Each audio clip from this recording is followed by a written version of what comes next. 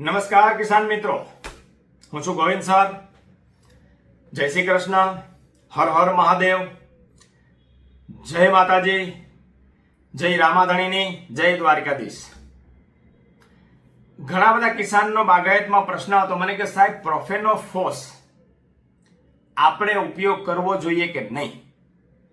બહુ મુદ્દો મહત્વનો છે. પ્રોફેનોફોસ 50% આવે છે, બહુ દમદાર ઇન્સેક્ટિસાઇડ છે. ઇથરાઇલ સાથે પત્તી ગિરાવવા માટે ઉપયોગ કરવો કે ન કરવો, ઘણા બધા સાયન્ટિસ્ટ ના પાડે છે, ઘણા બધા એમ કે છે કે ચાલે. કરવું શું? કારણ કે મૂંઝવણ છે. પહેલી વાત તો એ ઇથરાઇલ તમારે નક્કી કરવાનું છે કે કેટલા પત્તા છે. જો 60% થી ઉપર પત્તા હોય તો જ તમારે 2 ml ના હિસાબે ઇથરાઇલ લેવાની છે. જો 40% જ પત્તા છે તો તમારે 1.5 થી 1.5 ml જ ઇથરાઇલ લેવાની છે. આ આદર્શ માપ છે એનો. બહુ વધારે ડોઝ ન થવો જોઈએ, બહુ ઓછો ડોઝ ન થવો જોઈએ. અહીંયા તમારે એની સાથે ICL નો 4932 એટલે કે 4932 આવે છે, એ આદર્શ ફર્ટિલાઇઝર છે. 4932 5 ગ્રામ પ્રમાણે લેવાનું છે, બરાબર. આની સાથે પ્રોફેનોફોસ લગાવવું જરૂરી છે, કારણ કે સુરેન્દ્રનગર હોય, પછી વિરમગામ હોય, ધાંગધ્રા હોય, પછી કચ્છ આખું હોય, પછી આખો નખત્રાણા છે, ભુજ છે, માંડવી એરિયા છે, મોરબી માળિયા છે, કોઈ પણ જગ્યાએ દાડમની ખેતી થતી હોય, આપણા ગુજરાતની અંદર પ્રોફેનોફોસ વાપરવું જરૂરી છે. કારણ કે આપણે જે ભૌગોલિક વાતાવરણમાં રહી છે ત્યાં પ્રોફેનોફોસ તમે નહીં વાપરો, તમારી પત્તી નહીં પડે. આનાથી કોઈ નુકસાન નથી. આ અમે અનુભવ અને પ્રેક્ટિસિસ કરેલી છે એટલે કહું છું. કારણ કે આપણે અહીંયા ભેજવાળું વાતાવરણ છે. તમે ઇથરાઇલ લગાવીને પત્તા નહીં પડે, આખો પાક ફેલ જશે. બીજી વાર ઇથરાઇલ શું કામ મારવી જોઈએ? આ બહુ હાઈ મોલિક્યુલ છે, આ બધા PGR છે, એની સાથે ચાળો ન કરાય. એટલે એવી ક્યાંય ગલતફહેમી ન કરતા કે સાહેબ પ્રોફેનોફોસ ના પાડે છે, એ એની રીતે સાચા છે. ત્યાં એવું માહોલ છે, પણ આપણું વાતાવરણ, આપણી જમીન, આપણું આબોહવા અલગ છે. ત્યાં તમારે આવી પ્રેક્ટિસ કરવી પડે. જ્યાં જે ચાલતું હોય ચાલે, બરાબર. તો અહીંયા પ્રોફેનોફોસ 50% 2 ml નાખવું જ પડશે. 1000 લીટરે 2 લીટર નાખવું જ પડશે. એનાથી કીટક છે એ સાફ થઈ જશે. કોઈ પણ ફંગસ હશે પ્લાન્ટ ઉપર, એ સાફ થઈ જશે.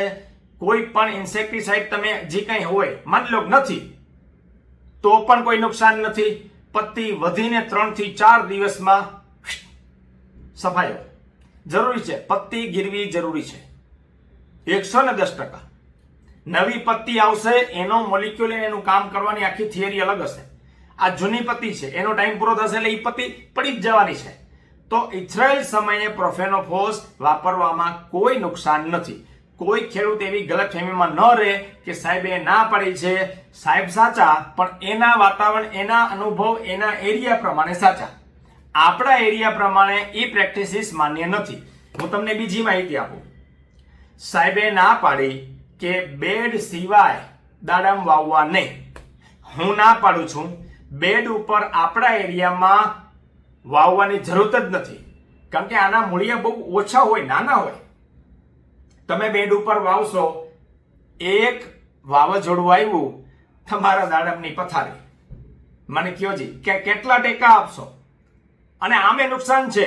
માની લો 5 વર્ષ પછી માલ વધારે થઈ ગયો, એ પ્લાન્ટ ખમી નહીં શકે. શું કામ? નીચે એના મૂળિયા મજબૂત આધાર નથી. આટલા બેડમાં તમને શું લાગે છે પ્લાન્ટ ઉભું રહે?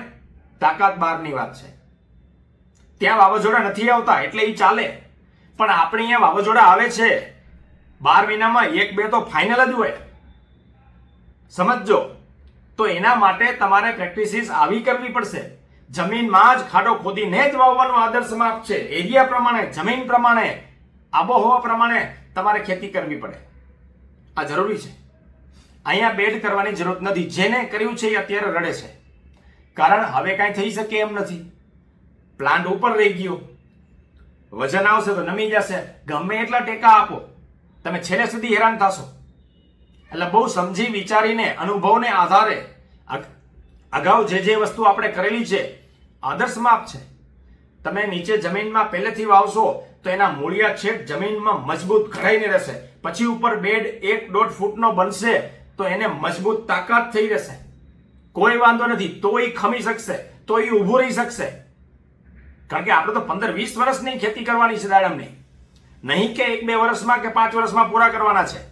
એટલે સમજી વિચારીને તમારે પ્રેક્ટિસિસ કરવાની છે. બરાબર? તો અહીંયા ક્યાંય એવું મોલિક્યુલ નુકસાન કરે એવું નથી.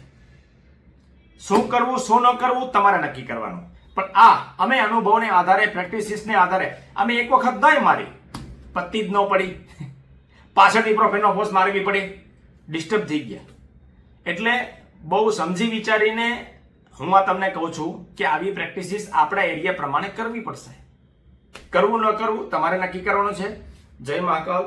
ગોવિંદ સર સાથે જોડાવા બદલ આભાર. Thank you.